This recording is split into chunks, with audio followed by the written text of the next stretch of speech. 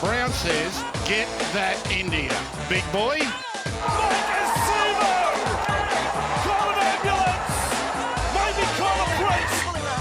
Oh, what a shot! What a shot! Campbell-Gillard! Hello and welcome back to an instant reaction version of the Tip Sheet podcast. As always, I'm your host, John, also known as 4020, and joining me, as always, is my co-host and good mate, Sixties. It is a wet and wild Friday night here, driving back from Parramatta and Combank Stadium. 60s. It was absolutely torrential coming back to the inner west. After a game where, yeah, the scoreboard sucks. The Eels went down 30-14, but I tell you what, mate, there was a very good game plan on show tonight. There was some seriously excellent individual efforts, and not too dissimilar to what we saw against Manly a couple of weeks ago. Eels had all the levers, all the keys, to unlock the door to victory, and then just a couple of critical moments, a couple of individual lapses, and then wham, bam, thank you, ma'am. The Broncos are much too good to allow that to happen. Yeah, first of all, a big shout out to all of those 17,000 plus fans that turned up tonight. What can you say? Atrocious conditions, and let's talk about loyalty there. I'm just full of admiration for everyone that turned up, because they made a lot of noise for our team tonight. They let them know they were behind them.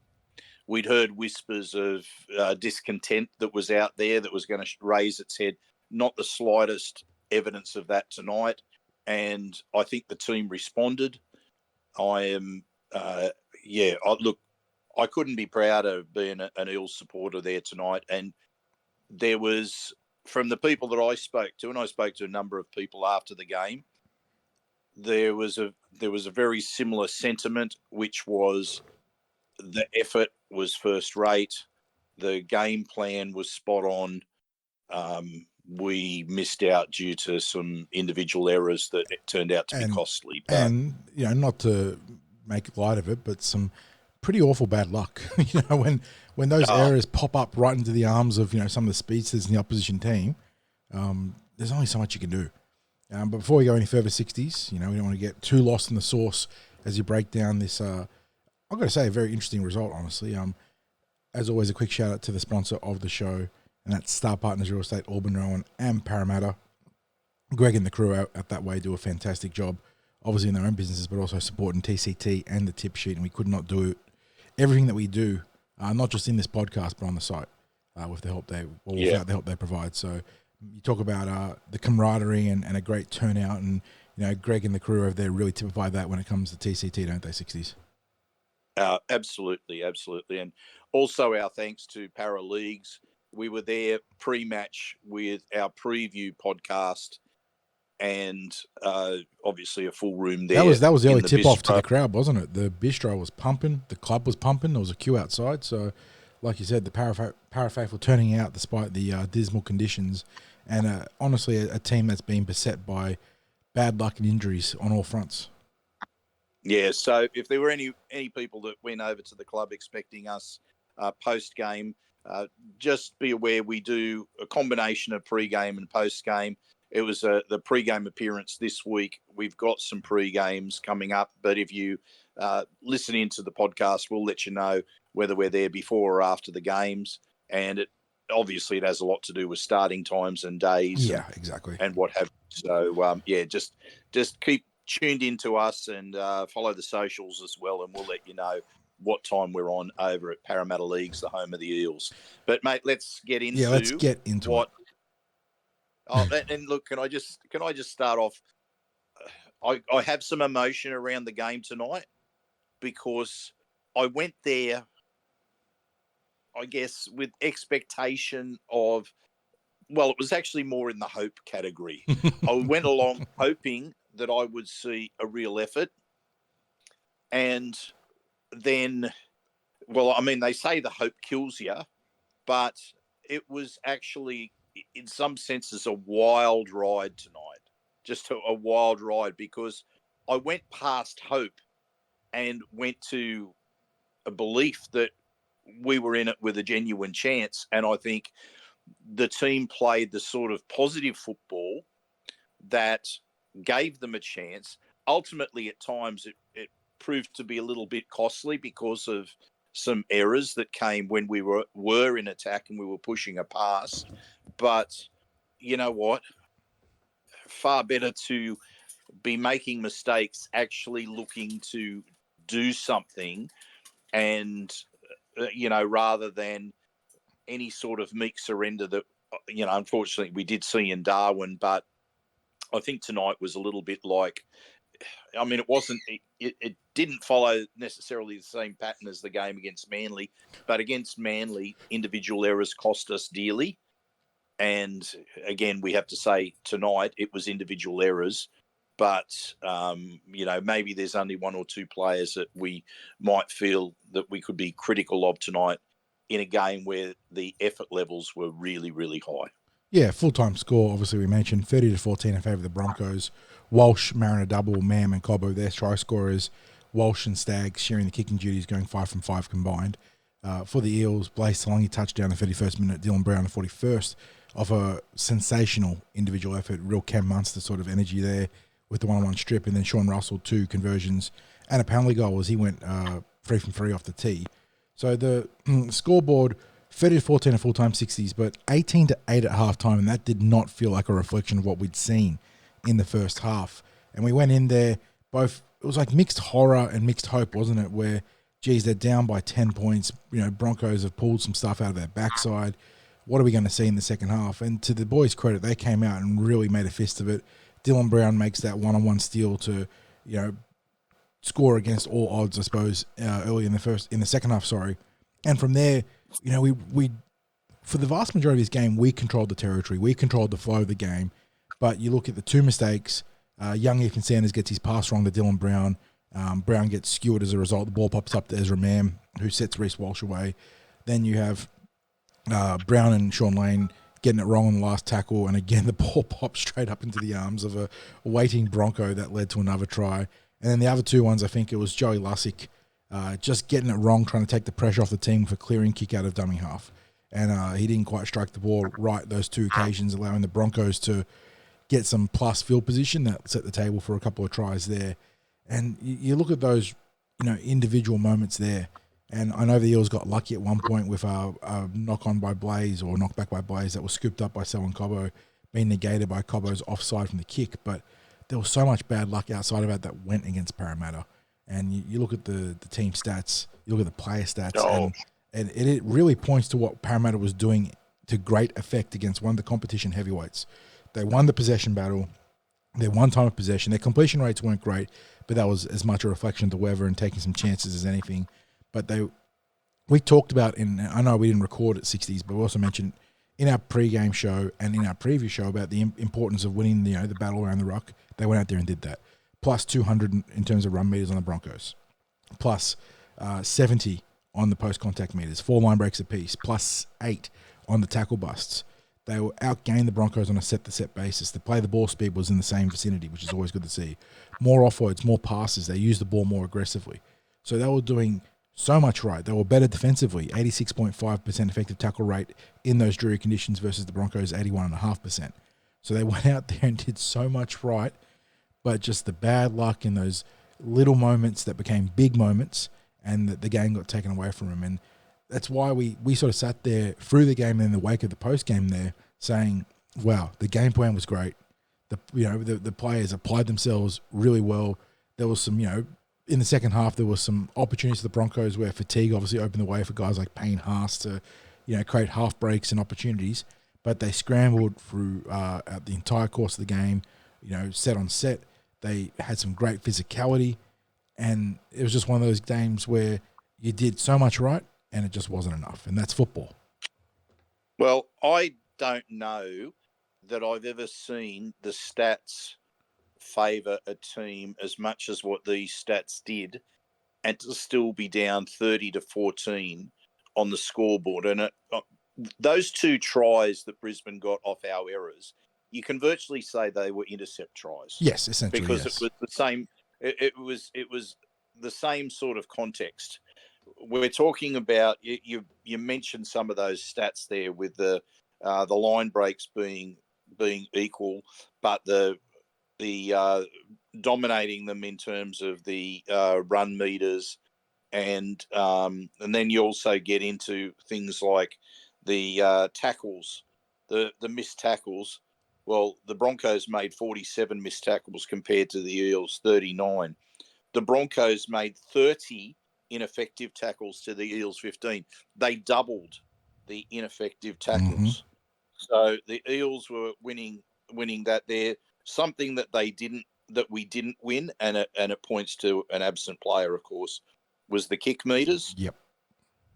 So the Broncos got 300 meters more from their kicking game. And I said to you, Sixties, in this game, that the way the table was set, the way almost the entirety of the rest of the team went out and executed and applied themselves, you insert Mitch, and I know that Adam Reynolds wasn't playing, so don't get me wrong, this isn't, just looking at it in a vacuum, I understand that. But you insert Mitchell Moses into that game, don't even think about Quentin Gufferson being healthy, just Mitchell Moses, and he will run the Broncos off the park in the circumstances that were provided to him, hypothetically, from this game. And, Dylan Brown and Ethan Sanders both had some good moments. And again, this isn't an attack on a young gun like Ethan, but if you replace him with Mitchell Moses, that game just plays out completely different. And that just speaks to the experience and the quality of Mitchell himself, less so than a young gun like Ethan, who's got plenty of growing to do as a playmaker. And it's one of those games you just sit here and you're like, man, it sucks, but like it doesn't sting. You know what I mean? There's been so much conversation in the media about the status of the Eels and the future of the coach and players and whatnot. And I think, to the team's credit, that they haven't necessarily blotted out all the noise, but they're clearly in a better headspace now than they were a few weeks ago, and they're playing by and large very good football. But what you're seeing is key players out. The same issue in the back line that we've spoken about ad nauseum, a little bit of lack of pace out there, not being able to finish some of the opportunities that maybe we could have if we had a little bit more pace. But we saw the back line lift their work rate. We saw the front rowers lift their work rate. Looking at the meterage here, 60s, I mean, Blaize Talagi, best in the game, 225 meters. Yes, there were errors, but geez, there were some serious reasons to be excited about what he can bring to this team. Sivo, the least productive member of the back line, I don't think that's a surprise at this point. 15 carries, 103 meters, but still made 6 tackle breaks alongside Blaize with the same number. Will Penasini worked very hard, 184 meters, 18 carries. Sean Russell, he actually gained a lot more than I thought, 129 meters from 14 carries, 5 tackle busts. Bailey Simonson, 15 carries, 145 meters, 12 tackle busts. So the back line went out there and got their work done. Reg had his best game in an eon, 123 meters, 14 carries, couple of tackle busts there. Was looking to offload with regularity. Junior, he probably had a more reduced capacity in this game, only 10 carries, 71 meters, but Joe Fungahi, the numbers don't look good for him, 17 meters off 9 carries. I thought he was better than that, honestly. Hopgood, good. I don't know where that come from, because I was looking at some of the hit-ups. It felt like he was winning the ad line pretty much most carries. And what do you say? How much were you saying? How many meters did you say? 70 off 9 carries, which is, I don't know if he's being misattributed to someone else, but that doesn't feel like a correct reflection of what I saw out there. And again, Ryan Madison, 61 meters off 7 carries, and three tackle busts. I saw him break 3 tackles in one run in that game, let alone a couple other runs where he broke some tackles. So not sure if the NRL statisticians have been on the ball in this game. We'll have to wait and see if this gets updated. But Dylan Brown, 140 metres, 20 carries. Ethan Sanders, 90 metres, 12 carries. Guys were rolling up their sleeves tonight, 60s. They were getting, down and dirty, working hard, and just, like I said, the bounce of the ball, the bad luck. It's football. It happens. This is unlike some of the other results this year. You think immediately to the West Tigers. That one was obviously a real bad one, but there's been a couple of results. If I'm going back for our record here, West Tigers, the Dolphins, obviously, even the Manly game, where it felt like we were in a much better position to win, and we failed on the back of our own issues. This one, as much as there were some individual breakdowns, the bad luck just it piled on, and like I said, it happens. Yeah, and look, I spoke before about the individual errors, and when you look at the error count from the team stats, it says the Eels made more errors than the Broncos, 14-11. Now, when we were talking in our appearance in the Leagues Club, I said that the Broncos will present opportunities. Exactly. Because they will make mistakes, they will miss tackles, there will be ineffective tackles. There's quite a few stats where they sit quite low in comparison to other teams across the NRL, and it all pointed to there are opportunities to be had against the Broncos. And I think what we saw tonight was, I don't know if the game plan could have been any better against the Broncos. It was like we had Reece Walsh, who everyone acknowledges he's one of the most dynamic attacking players in the game. Mm-hmm. And apart from that runaway try where Against the runner picked up play, the ball and then got it away to him, and he was nearly and gunned down by Bailey Parra Simonson. Nearly gunned down Yeah. by Bailey in that regard. Yep, and he had to deal. Simonson had to deal with half by obstruction. A cheeky little bit of gamesmanship from Ezra Mam, within the purview of the rules, but it certainly slowed him down.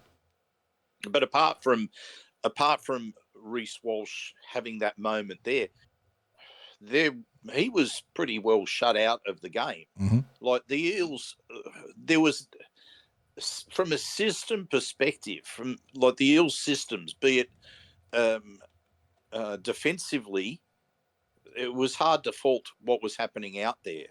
We saw how those tries were scored, and there was let's face it, errors were costly because they were leading directly to tries. Look, I think the scoreline was unfortunate, mate. I don't believe that there is any way that told the story of the game. It's maybe told the story of what Parramatta's going through at the moment, but I think there's a lot that we can take out of the game. I hope the players do take out of the game. I look at our season in a snapshot, and we know that we've lost far too many games now to be able to make something out of the season. I know that mathematically we can. It's not the end of the world right now, but we also have to recognise that we are playing without a couple of key players in the team, and I don't think that's just about to come to an end. There's talk about Mitch Moses maybe being available as soon as next week. Well, I think from memory at the presser, BA spoke about Moses is due to run for the first time this coming weekend.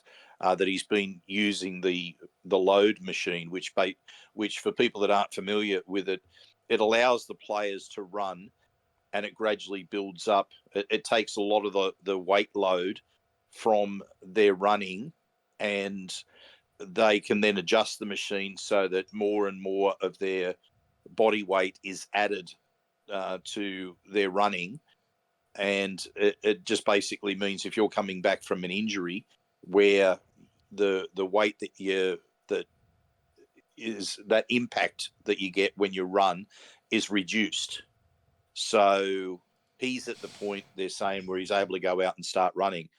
I don't know about you, mate, but when I see players that are coming back and they're starting the run, they're a few weeks away when they start load on their legs, on their feet, on their joint. It's a very tricky situation for the Eels and Moses because obviously they need him, but if he's not running under full load, then he's not ready.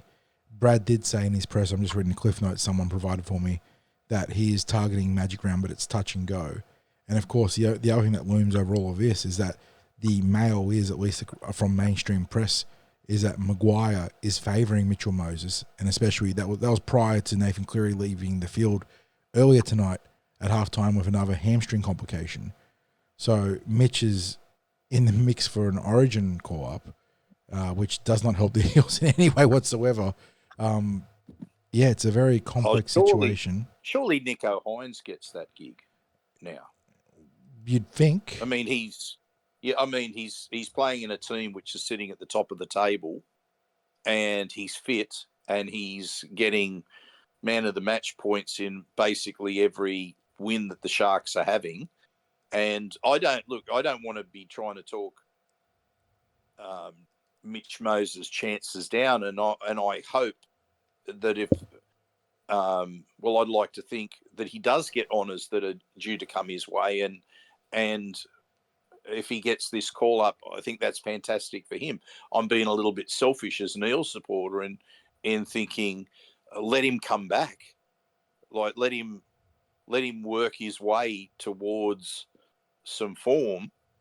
Please don't rush him back into the toughest arena in rugby league, which is Origin football. But yeah, again, the last thing I would ever want would be for Mitch Moses to be denied the opportunity to play Origin football again, because he's worked hard for it. He's deserved an opportunity at Origin, but geez, it's a complicated situation. Yeah, exactly.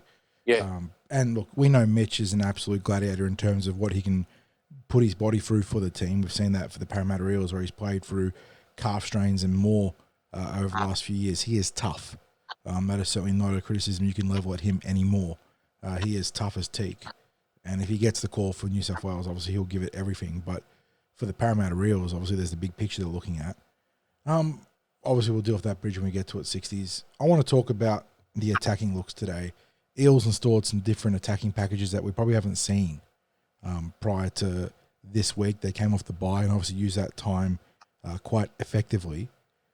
How much of that is just new attacking concepts, a chance to prep for a game across 2 weeks? How much of that maybe was you got a different player at fullback and you can try some different things? Because it felt like they were, using their forwards a lot as, fulcrums to get the ball back inside, then shift it again wide, and having a few different looks that way, which we've seen in some ways before with Junior Barlaw, but there were more guys doing it across the pack today. But then we're also making a point to get the ball out to Talagi, Blaize Talagi, out wide. I think earlier than we would have gotten it to Quinton Gufferson, who Guffer was obviously a fantastic the finishing pass guy. Like, he will give you that cutout pass to your winger or centre and put him over. But the looks we're giving Blaize tonight, they weren't the same looks like that. They were more of an opportunity for him to get downhill and attack the line, and then use the pass perhaps as a secondary option. Look, maybe a little bit of that. What I can say is I saw similar in their prep for Manly, and I think we did get a sample of the fact that they were prepared to chance their arm a little bit more.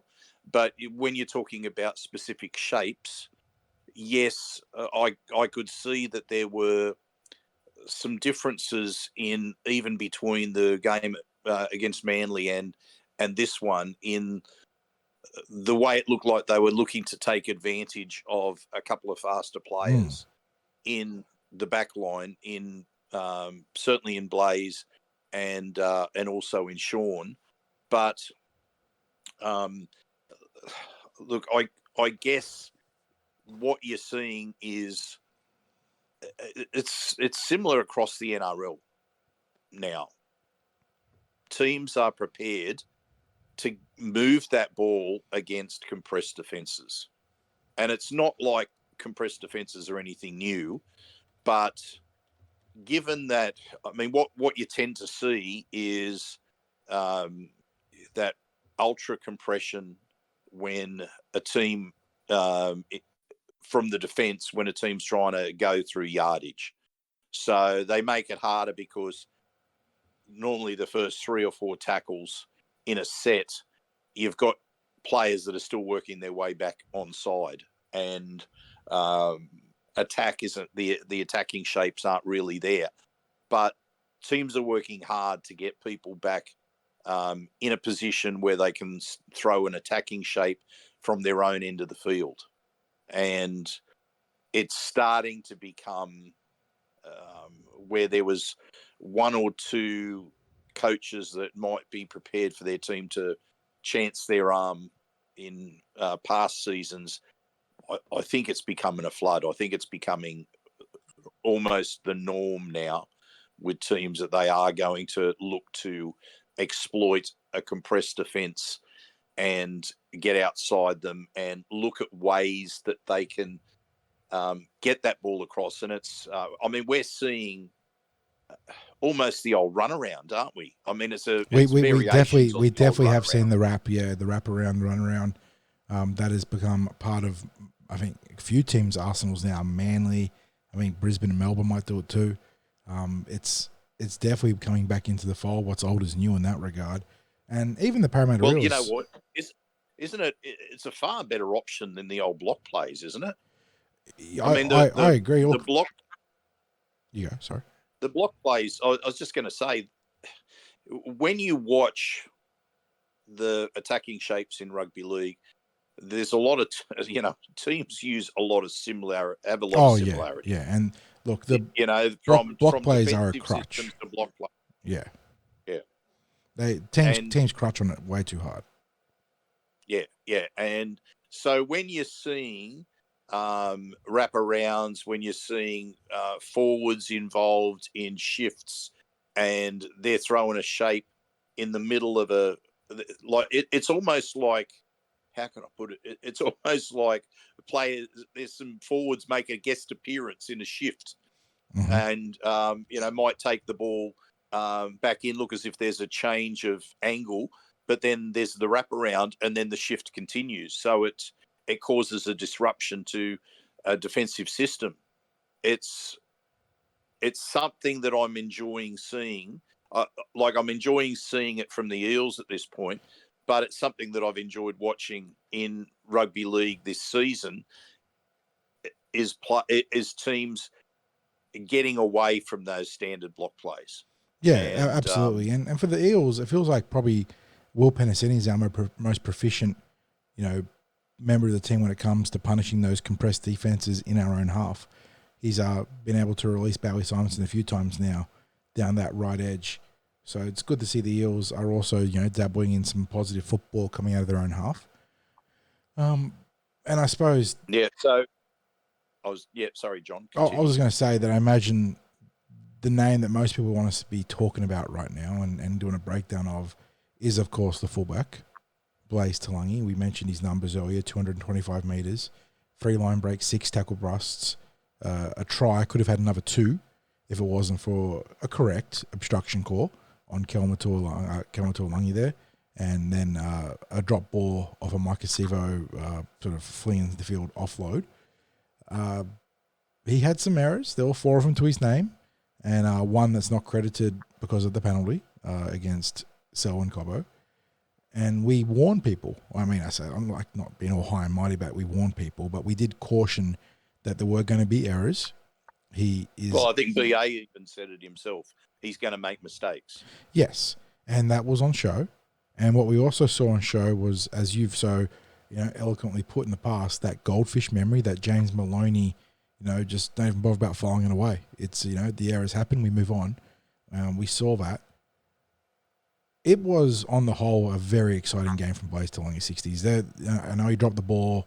Ezra Mann popped him on a kick return. Like I said, there's errors there. There's stuff he needs to tidy up. But the raw athleticism, the instinctive ball running, the pace, playing the game at a speed that is befitting of a modern a modern elite NRL fullback. And again, that's not a slight on Quinton Gufferson, who does a lot of things at an elite plus level in the game. Best defensive fullback, fantastic supporting fullback through the line breaks. But in this particular capacity, we got to see something different. Where do we now set the line for Blaize moving forwards? And we're going to put aside the contract talks right now because that's a different kettle of fish. Let's forget about anything about him going to the market. He's got 3, maybe 4 more games, depending on what happens with Guffo, maybe even more if they want to put Guffo on ice and really rehab that knee properly. But let's assume he's got a month with the number 1 on his back. What is the new baseline for him moving forwards? What do we expect from him? How much does he become integrated into this team at fullback? And, where do we sort of set the limits for him in the next month? Yeah, it's an interesting question, John, because and it's early days, like it's unfair to make any comparisons, but I think you might have used the name Joey Manu before in trying to say, the type of impact it's not a one-to-one comparison, obviously, but when you watch the way he bounces through contact and changes direction, and just the physicality, there are shades of Joseph Manu there. And I mean, that's a hell of a comparison to make. And I'm not going to say to you that he is Joseph Manu 2.0, but there are certainly similarities to me. And that obviously we'd seen a lot of him in the junior 60s, but that comparison really popped out to me when he made that move to centre last year. And his, aggression under the high ball to go up there and go after it and then get the offloads away. Since then, there's been shades of Manu, and I think we saw it again tonight for the way he was able to, get past some pretty competent defenders in the Brisbane defensive line. But there's a lot of football to play to get anywhere near Joseph Manu as a whole package. Oh yeah. But, so we just want to say we're not making like a comparison and saying he's going to be the new Joey Manu or anything like that. What we're looking at there is how easy is it going to be to define where he is best suited in the Eels lineup, because the Roosters have a lot of trouble in defining, have had over the years. They've almost been forced into playing him at centre when probably his best position is fullback, but they've got James Tedesco at fullback. So it might even be fair to say that Joey Manu's literally played his entire career out of position. But when I'm looking at Blaize Talagi, we know that the Eels were making a project out of converting him to being a fullback, where he had that early background in the halves, shifts to centre in SG ball. He's trained in the entire pre-season to be fullback in New South Wales Cup. And due to circumstance, he's been shifted around. Game in the halves, game at centre, one off the bench. So he's almost like a utility coming off the bench.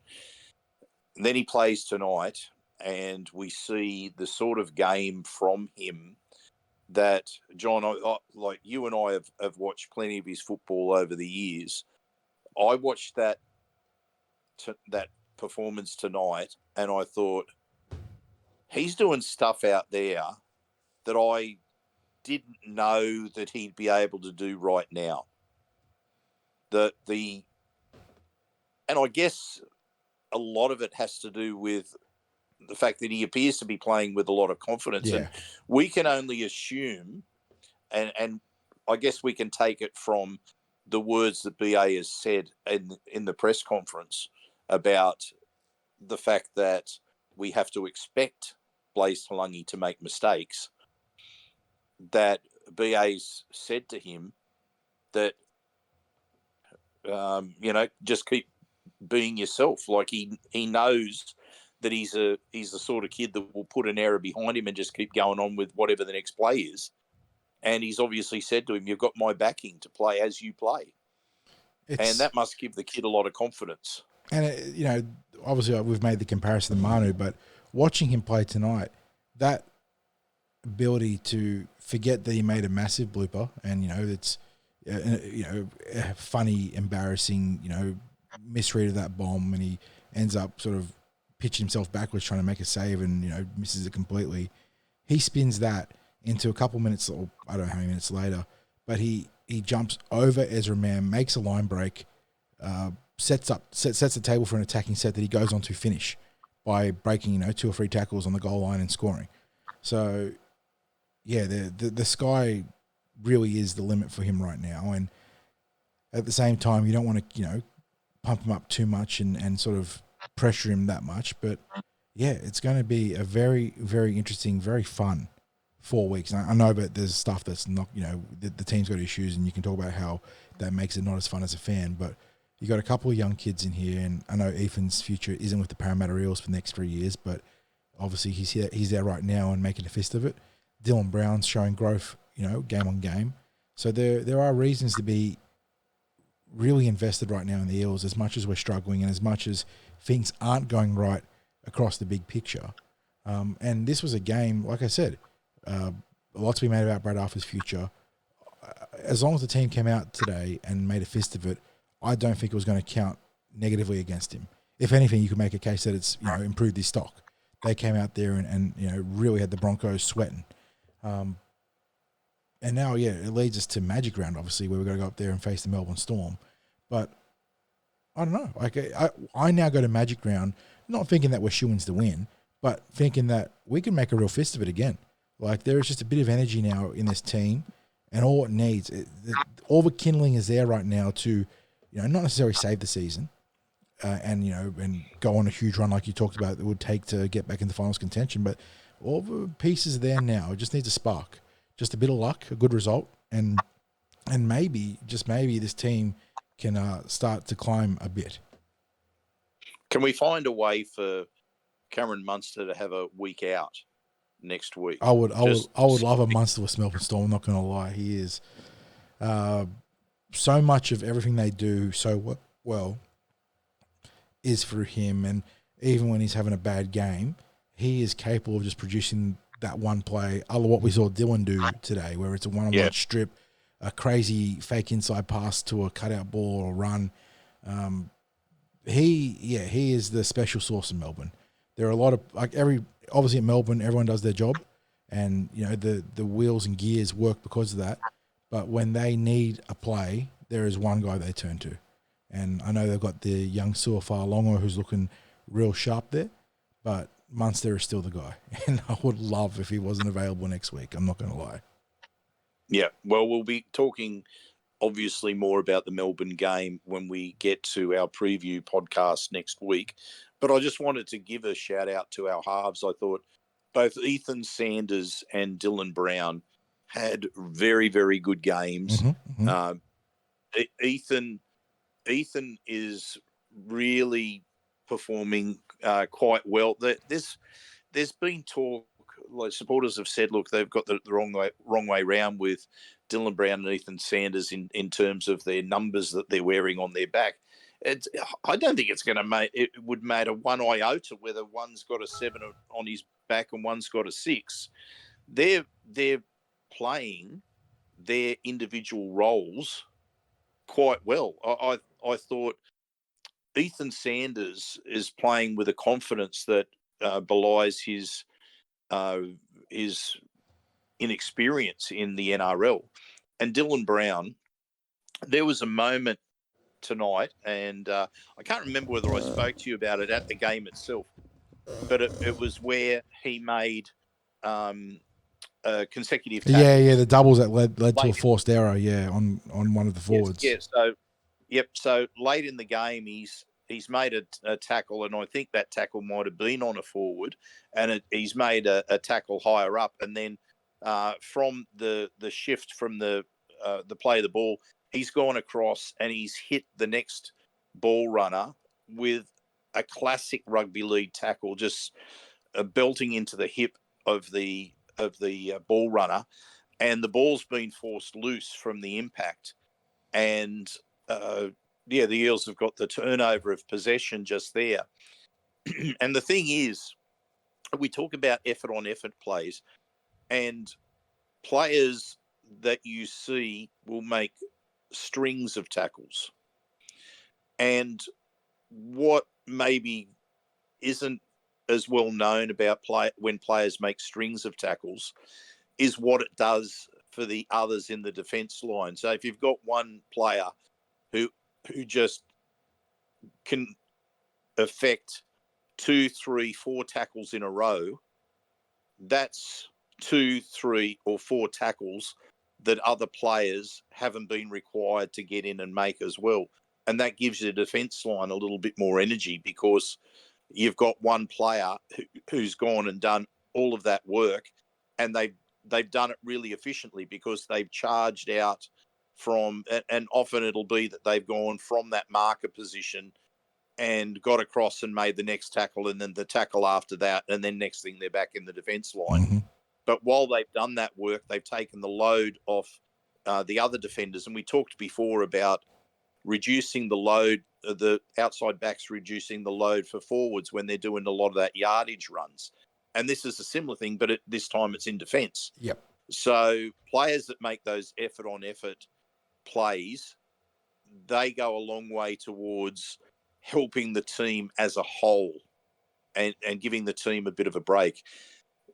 John, I'm loath to do this, but we've spent quite a bit of time celebrating or acknowledging rather the big efforts, the strong performances of individuals in the Eels team. But there probably remains a couple of players who surely were coming into this game were under threat to hold their position. And I don't know whether they've necessarily improved their stocks in any way after tonight. And I'm just interested in your takes. And it's just, I think we can be relatively quick with this rather than make it sound like any, pile on with the players. So I'll just ask you, do you think, first of all, Mike Acevo retains his place next week? I think perhaps by virtue of the roster, that would be the sole thing that keeps him in first grade. I just pull up our cup team right now, and we're not going to be throwing a debut to Ethan Martin, who's on the wing this week in New South Wales Cup. If I look at there, otherwise Isaac Lumi. I mean, Morgan Harper's there, but who you putting? Not a wing. Who you putting on the wing exactly? Yeah. You'd be looking at a reshuffle there with Sean Russell going back to the exactly, which seems to completely undo the messaging, at least when it comes to what they're trying to say to Sean in terms of where his best position might be, which would be centre. So yeah, Micah maybe survives for a second game in a row on the back of the weakness of our backline depth, because Lord knows he's just not. The areas where he needs to be improving, he is not showing any growth. Not even a small part. And we bang. I'm stunned that he made 6 tackle breaks.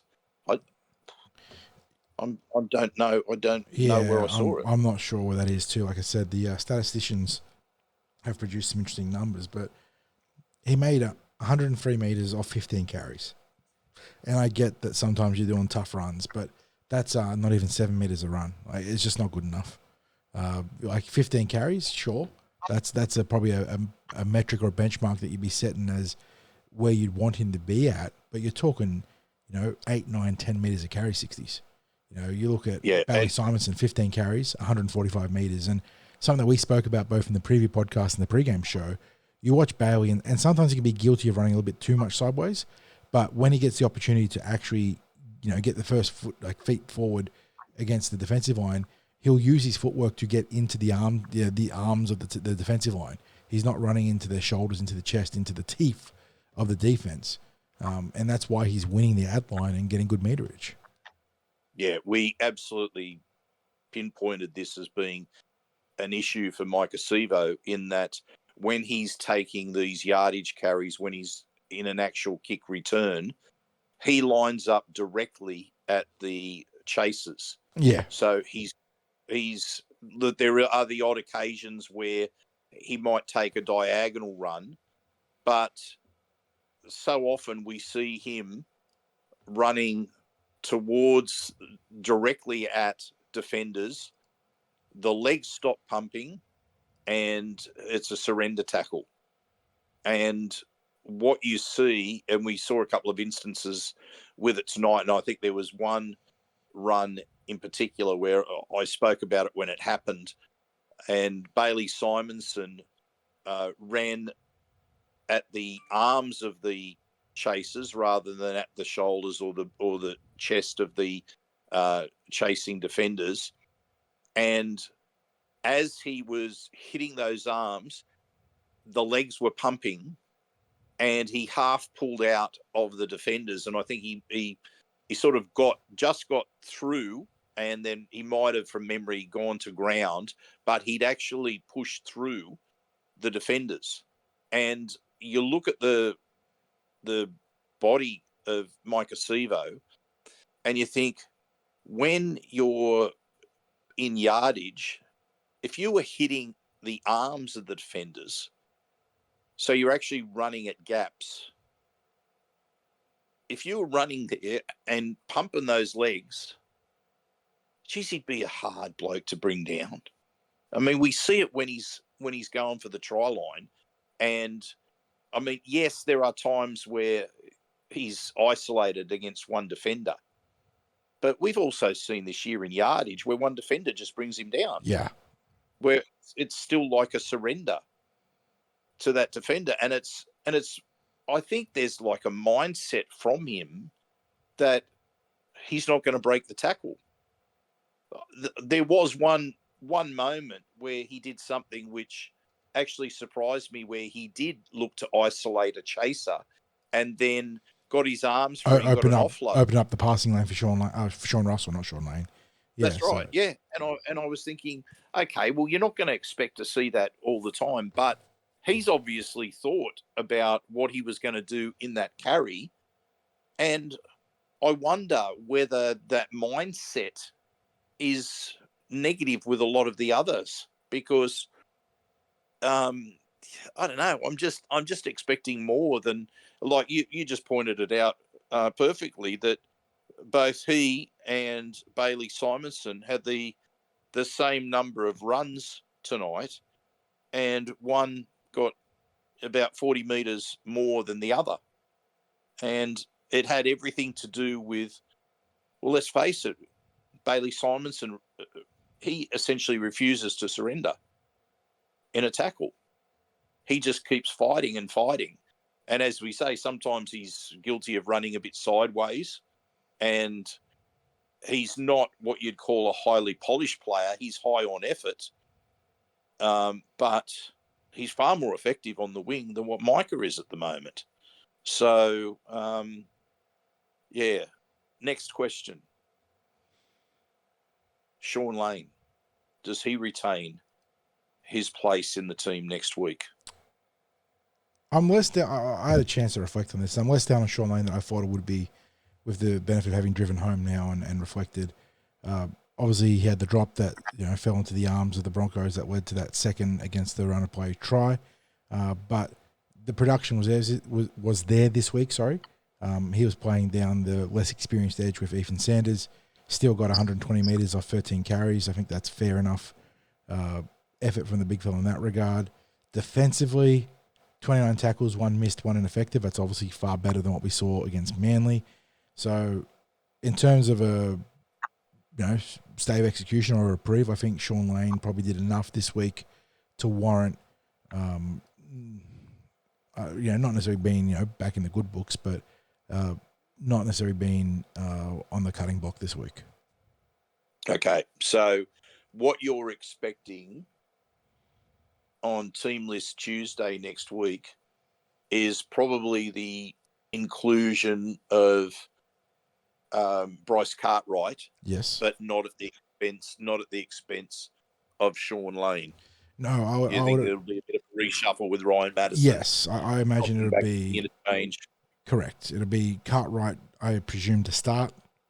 Given that rib is a go, Matto becomes the interchange forward in place of, and this is where it gets a little bit tricky, but you could go for a 4-forward bench. Makatoa obviously is a candidate to be dropped by virtue of the depth charts, although 82 metres, 10 carries. If we went out there and tried and did the job today.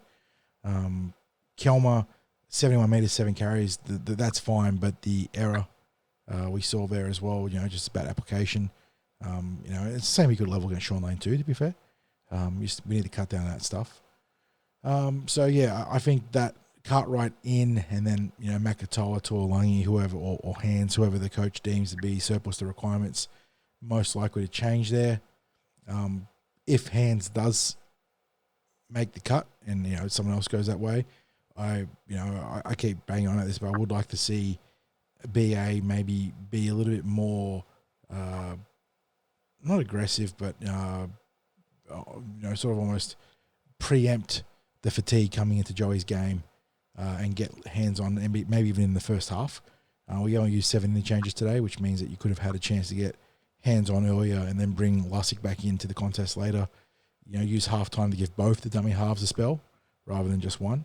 But that's that's a yes, you can have a game plan around that, but there's also a degree of fluidity to it about how a game can evolve. So I'm not too upset about that. But up against the other thing too, John, about Joey Lussick is that because he's got a little bit more size about him, and he might the inclusion of Brendan Hands to give him a break at dummy half doesn't mean you necessarily have to take Joey Lussick off the field. You take away the extra workload that a dummy half has, because they're going to be one of the busiest. They're probably going to run more meters during the game, and we're not talking about running meters carrying the football, but we're talking about the distance that they travel in a game, because they are constantly getting themselves to wherever the play the ball is. They're constantly looking to back up, and they're defending around the middle. So I just wonder whether there's the capacity that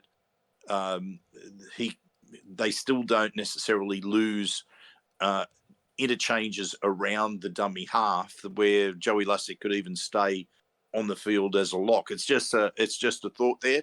The interesting thing, however, for anyone who wasn't at the game tonight, what we saw in the warm-up was most interesting.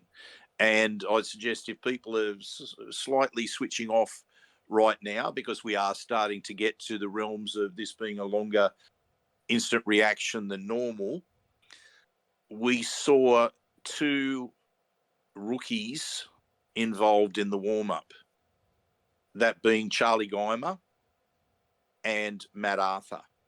So both of them went through an NRL warm-up.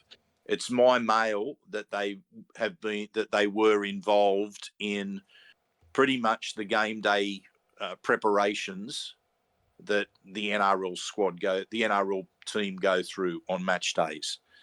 And I think they might have been sitting on the sideline as well, as if they were interchange players waiting to go on. So you could literally call it an orientation to NRL match day for those 2 young players. The question is then asked, is this being done with an aim for a particular round? I don't think that it's a magic round that they've got an eye on. I think they might keep the powder dry, but keep providing experience for these young players along those lines. Have them used to what happens on game day, any of the nerves that might be involved of warming up in front of the big crowd like that, that whole experience in the sheds before the game, after the game, just getting them used to part of the requirements of being in first grade in any particular week. So what's your thoughts, mate? Do you think they're on the cusp of debuting, or you think they're going to keep the powder dry? We've obviously mentioned their names aplenty this year in the New South Wales Cup coverage. I mean, Budds has been not only Parramatta's best player, but arguably one of the best players in the competition, despite Parramatta's relatively lowly status on the ladder. He's been outstanding, and you wouldn't have known he was a rookie playing New South Wales Cup. And, he's, relative, I use the word immaturity, but, the youthfulness that he comes there. He's not a grizzled veteran by any means, but he plays like it. And then Charlie, like we also spoke about, I know Budds is killing it, but usually with the young guns, you see him hit a wall. And, the senior footballers, the intensity, the week-to-week impact, gets to him. And Charlie has just pushed through that. So they've both parlayed their early season's efforts into this, I don't know if you call it an opportunity 60s, but maybe just putting the door ajar. And I think that not necessarily next week or the week after, but I think they're starting to become into the frame, and seeing them in that warm-up was a hugely positive message to both of them. And it gives them a lot to play for this weekend against the North Sydney Bears. And in a way, it's also a test in of itself. You know, you've been part of the first grade orientation of what it takes, you know, on game day. And now, you know, we know you're going to be fired up to go out there, but you got to manage that as well. You know, you can't let those emotions overcome you and cause you to make mistakes and sort of miss tackles because of overeagerness. So temper the hype and go out there and play some good football and see where that takes you. So I think they're definitely in the mix moving forwards. It'll be very interesting to see how close that is, though. Yeah. Well, mate, I think we're getting to that point where we're ready to give our 3-2-1s. I should just mention to people listening to this, as you'll be listening to this on Saturday morning, it is almost Saturday morning for us now because minutes to midnight. The clock is about to tick. Yeah, it's about to tick to midnight. Just so people are aware of how this is run tonight. So we've been at the game. We've both had to head off to our respective homes. We've waited till each of us are home, and then we're into recording this instant reaction podcast. So it is, as I said, approaching midnight. It's a couple of minutes before midnight right now. John, give me your 3-2-1s for tonight. Yeah, look, I think this one is sort of just playing it off the gut feel here. I know there's numbers to back it up and whatnot, but if you're talking about influence in the game, I think young gun Talagi, Dillbags, and last one's tough because there's a lot of great guys, Bailey, Will, you know, even Sean Russell. But the fact that it looked like he was back to what actually resembled the football that we know he can produce, Big Reg, 1 point. Okay. Look, I'm going with Dylan Brown with my 3 points. I'm going Blaize for the 2. And, I did really like what I saw from Reg tonight. But I might surprise you because we haven't mentioned his name as yet tonight. But I'm going to give my 1 point to Jermaine Hopgood because he was a workaholic tonight. He was very good. And we're probably seeing some of his attacking prowess a bit dented by virtue of this workload. But we're talking about 126 run meters, 40 tackles with just the one missed tackle. He was just he was relentless tonight, and he recorded those sorts of numbers with in 61 minutes. So he might you wonder what he would have he might have produced in an 80 if he was asked to play 80 minutes. We have concerns about Mitchell Moses and his status for representative football, but I don't think Jermaine's hurt his odds of playing for Queensland this year too much, despite Parramatta struggles across the last few games. So I reckon that the Queensland selectors, Billy and co, will be looking very keenly at the effort tonight, and he's put himself in good stead. So well done to Jermaine. He was very good. And, we're using him. The offloads have been put away a little bit for him, and he's being used more as a ball-playing lock forward now. I think there's a balance to be struck there, maybe, where he just needs to, or the team needs to get him to be in a position to offload just every now and then a little bit more. But the ball playing and the selective passing has been very good from him. He's not putting his outside men in a worse position than he is. He tucks the ball and runs hard when he needs to. And, he's been very close to putting on some line breaks with those passes. So, very well done. And a very worthy pick in the 3-2-1 60s. Yeah. I just felt, there's some points. There has to be some points there for the forwards because I thought it was, in terms of what we need from our forwards, it was one of the better performances from in recent weeks. And I think there's been a challenge put to them, and I think they made the step towards answering that tonight. Anyway, John, I think that brings us to the point of wrapping this up. Thank you, mate, for being able to record this so late tonight. I really appreciate that. Thank you to our sponsors, Star Partners Real Estate, Auburn, Narellan and Parramatta, just Greg and the team, just great supporters of not only the Eels, but also the Cumberland Throw. Thank you to all of you that turned up tonight. Over 17,000 of you in the rain to cheer on a team that's been under the pump from the media and under the pump from their own fans. And you really got behind the team tonight. And that was just unbelievable to see. And I guess All the listeners thank that you to all our- stopped by and gave us a shout out today. It was really nice. Always great to meet people that listen to the podcast, and there were plenty of them today.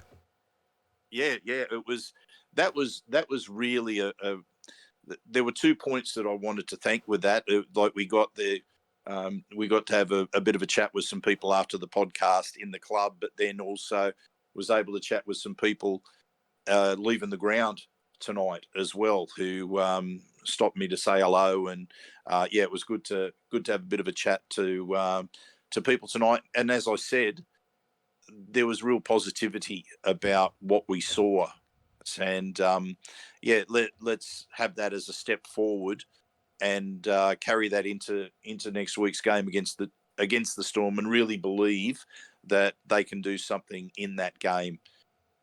And as I always say, mate, go you mighty Eels.